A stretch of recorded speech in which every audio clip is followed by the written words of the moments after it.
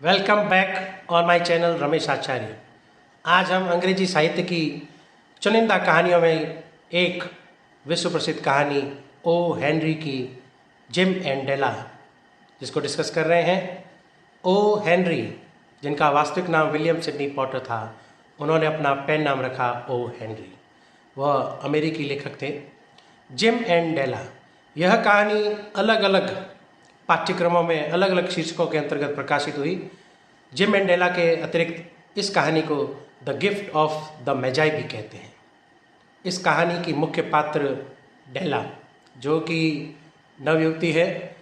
24 दिसंबर की सुबह है, 25 दिसंबर यानी कि क्रिसमस से ठीक एक दिन पहले। क्रिसमस ईसा मसीह का जन्म दिवस मनाते हैं। उस समय जब उनका जन्म हुआ था तो अस्तबल में मैजाई, जो कि बुद्धिमान संत थे, उन्होंने उपहार दिया था और वहीं से क्रिसमस के अवसर पर उपहार देने की परंपरा शुरू हुई। जिम, डेला का पति, दोनों ही एक दूसरे से प्रेम करते थे। क्रिसमस की समय जब गिफ्ट देने की बात आई तो यह बहुत उदास थी डेला। उसके पास आर्थिक साधन नहीं थे। उसने जो पिछले काफ़ी समय से जो बचत करी थी, वह बार बार उसने जो सिक्के गिने, वह सिर्फ $1 और 87 पैसे थे। भारतीय मुद्रा में ₹1.87 और यह $1.87। डेला ये चाह रही थी कि अपने पति के लिए कुछ अच्छा सा उपहार दे, लेकिन जब उसने देखा कि उसके पास जो धनराशि है उससे किसी प्रकार का उपहार नहीं दिया जाएगा तो वह बहुत ही उदास होने लगी। तभी अचानक उसने कुछ फैसला किया। अपने पुराने भूरे रंग की हैट और कोट पहन के वह बाज़ार की तरफ चल दी।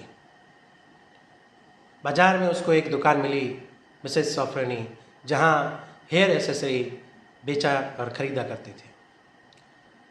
इस दंपत्ति के पास गर्व करने लायक दो ही चीज़ें थीं।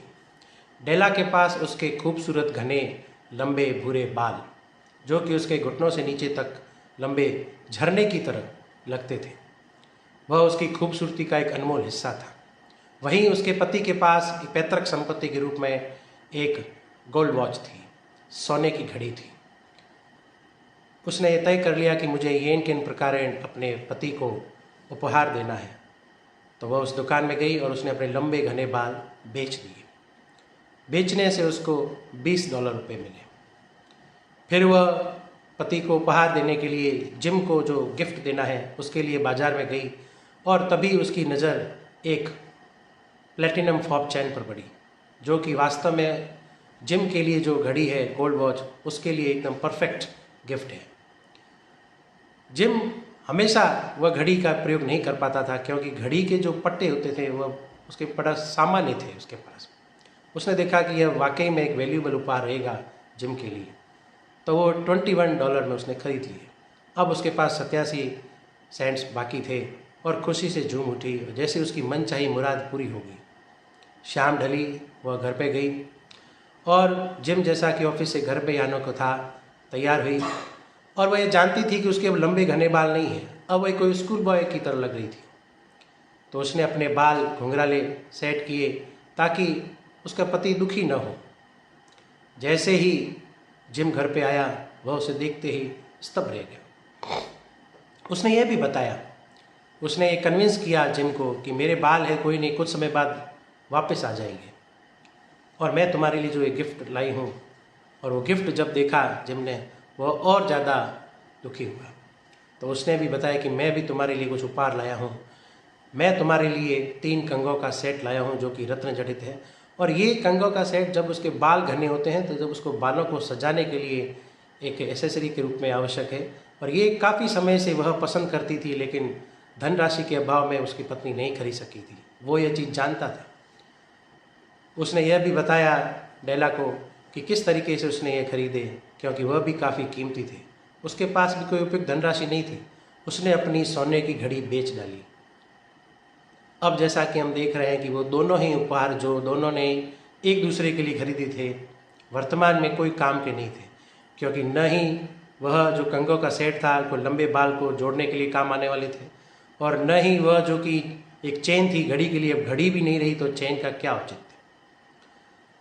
ईसा मसीह जब बालक के रूप में थे, शिशु के रूप में थे, तो जब मैजाई प्रदेश से जो संत आए थे वो बुद्धिमान थे। उन्होंने इस प्रेमपूर्ण भाव की तरह से, स्नेह की तरफ से जो उपहार देने की परंपरा को चालू किया। और यहाँ हम समझ सकते हैं कि दोनों ही बड़े ही बुद्धिहीन लगे, बेवकूफ़ाना, लेकिन वास्तव में लेखक ने इन दोनों की तुलना उन बुद्धिमान संतों से की है, क्योंकि यहाँ बीच में है वह है प्रेम, निस्वार्थ प्रेम। क्योंकि मूलतः प्रेम के आगे ये निस्वार्थ विशेषण लगाने की कोई आवश्यकता नहीं है, वह ऑलरेडी इनबिल्ट है। लेकिन फिर भी इस जीवन की यात्रा में प्रेम ही शाश्वत सत्य है। Thanks for watching.